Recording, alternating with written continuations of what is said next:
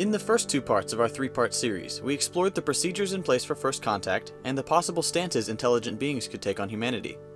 In this final installment, we're going to take a look at the potential social, legal, and theological ramifications of alien arrival. Before we start looking at the possibilities, let's establish our baseline. These hypothetical scenarios only work if the aliens we encounter are at least somewhat similar to humans in terms of biology and intellect. With such a vast universe out there, who knows what form intelligent life could take? For the sake of this video, we're going to assume that the aliens we encounter are roughly similar to humans in all the necessary ways to allow communication between our species. In today's world, it seems we see new acts of violence, hatred, and xenophobia every day. Humans as a species have a history of disagreement, war, subjugation, and distrust.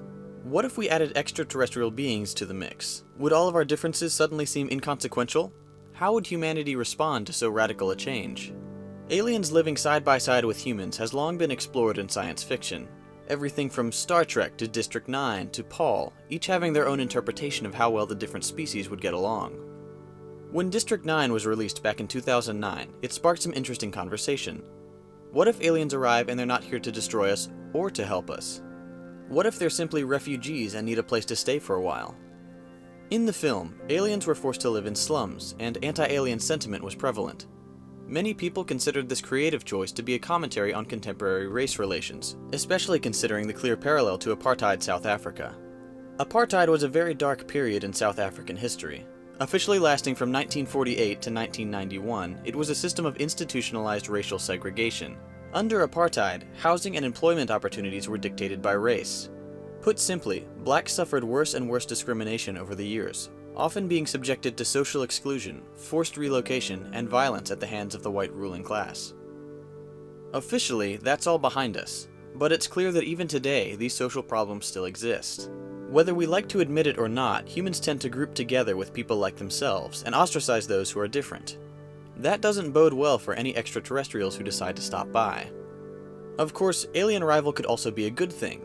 A giant tentacled monster landing on Earth could help humans realize that we're all one species after all, and perhaps our differences aren't as vast as we think. What about the legal ramifications? Say an alien lands on the White House lawn, as aliens often do. He obviously has no passport or citizenship anywhere on Earth, so what do we do with him? Initially, such visitors may only have the protection of animal cruelty statutes, as they're not human and therefore have no human rights.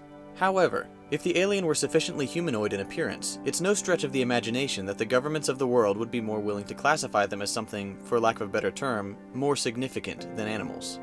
But where would that distinction put our alien friend? What rights would it afford him? Probably not many if we've learned anything from history. Not even 100 years ago, women couldn't vote in the United States. Of course, it's clearly a very different situation. One problem that our alien friend might have particular trouble with, especially if he arrives within the next 4 to 8 years, is that he would technically be an illegal immigrant. Unfortunately for him, there's really no way around that. He can't exactly go through the proper immigration process without physically being on Earth. Hopefully the president would make an exception to his current stance on immigrants and refugees. Otherwise, children decades from now will read in their history books how we deported the first alien ever to visit planet Earth. Perhaps the most interesting effect of alien arrival would be its impact on world religions. While religious beliefs vary widely around the world, most holy books would require a thorough reinterpretation to come to terms with the existence of other intelligent beings. The United States would likely face the biggest religious crisis because of its high population of evangelical Christians, along with several other fundamentalist branches. Extraterrestrial life would be especially problematic for Christianity because of its geocentric nature. Many practicing Christians hold the opinion that the Earth is unique and special to God, and indeed Earth is, so far, the planet best suited to life as we know it. But if aliens were to make themselves known, it would likely cause a crisis of faith in many conservative Christians. However, in one survey of people with many different religious beliefs, people indicated that their faith would not be affected by the discovery of extraterrestrial intelligence. Such surveys tend to show that only a small percentage of the religious population would consider their beliefs fundamentally contradicted by alien life. Perhaps the closest comparison one can currently make is to the advent of the theory of evolution. As many believe the biblical creation story is directly contradicted by the process of evolution, there's been a fundamentalist backlash against it. On the other hand, we've also seen many religious people accept the fact that evolution is undeniable and integrate that into their belief system. This theological flexibility will definitely be required in the case of intelligent alien life. Two more possibilities are that our alien neighbors may dismiss the religions of Earth, instead providing us a natural explanation for everything, or eliminate religion as we understand it and introduce humanity to an all-encompassing faith. Of course, this is all speculation. Who knows how we would interact with extraterrestrial intelligence? Even if they do share similar physiology and communication methods, it would be such a monumental change that everything we know about social progress and legal procedure could be thrown out the window. Alien arrival would require a massive overhaul of national and international law, social accommodations, and religious interpretation. As for what society would look like after this metamorphosis is complete, who can say? We'll just have to wait to find out. Be sure to check out the links in the description if you'd like to read more about the topics covered in this video. Come join the Second Thought family on Discord. Follow the link in the description to find a great place to chat with other subscribers, contributors, and me.